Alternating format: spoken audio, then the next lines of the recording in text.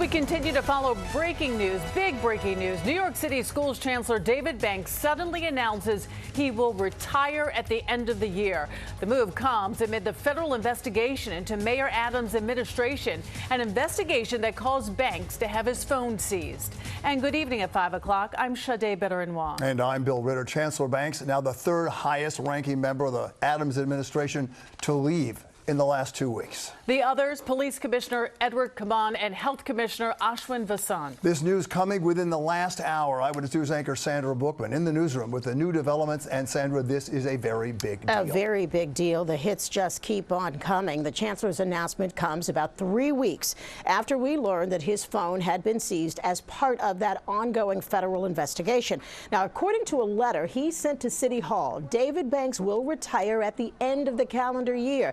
That letter suggests that his departure was in the works before the federal investigation that has swamped the Adams administration. The letter reads in part, "During our meeting earlier this year, I advised you that I intend to retire at the end of this calendar year after ensuring the school year got off to a good start. I have decided to retire effective December 31st, 2024, after dedicating nearly 40 years of service to New York City public schools." But in the last few weeks, federal investigators raided the home that Banks shares with Deputy Mayor Sheena Wright and seized their phones. Banks also has two brothers who are involved in the ongoing investigations, including an alleged bribery scheme involving city contracts. Now, today's shocking development comes less than 2 weeks after at least 3 other high-profile officials in the Adams administration resigned. Just a short time ago, Mayor Adams addressed Banks' departure in a statement of his own. He said, "I'm immensely grateful and proud of the work accomplished in New York City public schools under Chancellor David Banks. In less than 3 years, our city's public schools have transformed from ensuring schools were safe and open coming out of the pandemic to a space that has increased our students' reading scores, math scores, and graduation rates." Now, David Banks, of course, assumed his role as head of the nation's largest school system 2 years ago, now announcing he will retire at the end of this year. Sade? Okay, Sandra, thank you. Well, this really is a stunning development. You heard Sandra talk about it.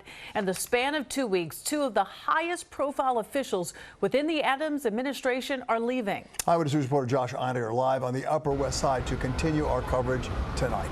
Josh? Well, and Bill and Sade, it's not just them, it's also Mayor Adams' chief counsel, Lisa Zornberg, who also stepped aside in the middle of all these investigations, sort of a tsunami of investigations that seem to be cresting over the Adams administration. It's important to point out just how historic this is and the concentric circles that really are consuming so many people. Banks, of course, as Sandra just said, and his 2 brothers, one of them a deputy mayor himself, all of them are under investigation, along with Banks' domestic partner, the first deputy mayor, Sheena Wright. And while none of them has actually been accused of any actual crimes, Banks, this is just one, appears to be just one of 4 different federal probes into the inner workings of the Adams administration. Federal prosecutors certainly seeming to hone in on Mayor Adams and his inner circle. Already the mayor, as you said, the mayor's 2 most visible commissioners, Police Commissioner Edward Kaban and now Schools Chancellor David Banks, have resigned. And also today, in a surprise move, the mayor's health commissioner, Dr. Ashwin Vasan, announced his plans to resign, though it's not known to be involved with any of the ongoing investigations or any other. The mayor himself today insisted Dr. Vasan's decision was perfectly understandable as a hardworking civil servant. People come in and out of government. Dr. Vasan has been here. He's going to be here for 3 years. 3 years. That is a wear and tear on you. And when you look at others who have been here 3 years into this administration, they come, they serve, they produce a great quality product, and then you go on. You know, being in government and being inundated constantly, it wears on you.